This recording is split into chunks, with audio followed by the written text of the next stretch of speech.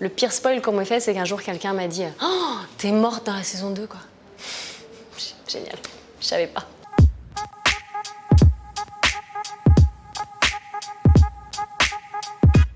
C'est un privilège d'être membre de Cannes Séries et surtout de voir autant de séries du monde entier. Je suis très étonnée de la diversité des pays. On entend des langues différentes tous les jours. Et on découvre plein de cultures, on découvre plein de problématiques de pays qu'on ignore à travers les séries, à travers les acteurs. Et les acteurs, pour l'instant, sont excellents tous. Donc c'est bien, ça met une claque. Ça, c'est agréable. The End of the Fucking World, qui m'a beaucoup plu. Parce qu'en fait, c'est très dur de me faire binge-watcher une série. En général, je me lasse vite et je m'arrête vite. Enfin, je me suis fait un shot comme ça de cette série-là, mais il y a Unorthodox aussi, qui est incroyable, avec cette jeune actrice Shira qui est géniale, et voilà.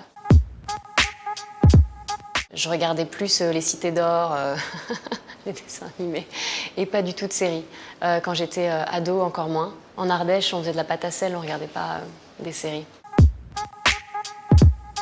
Je rêverais de rencontrer celui qui joue Sheldon Cooper dans The Big Bang Theory.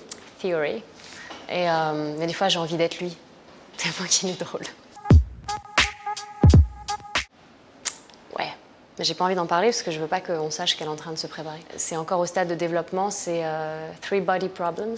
C'est un livre chinois, il y a 3-4 tomes, je crois. Je sais même pas si j'ai le droit d'en parler. Alors en fait, c'est lui qui regarde les séries. Moi, je travaille à côté et je tourne la tête, comme ça, très souvent, pour regarder la série.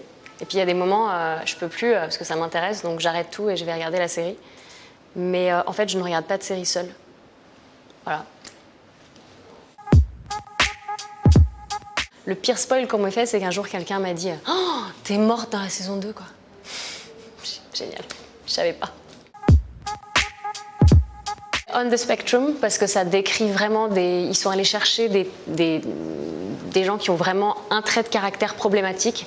Ça donne des situations complètement loufoques, et je trouve qu'il n'y a aucune série qui vraiment fait ça en allant chercher l'âme humaine et à quel endroit ça te débloque en fait, et à quel moment on n'est pas normal ou est-ce qu'on est normal, et quand on sort de cette normalité-là. Ça, c'est vraiment très intéressant. On the Spectrum.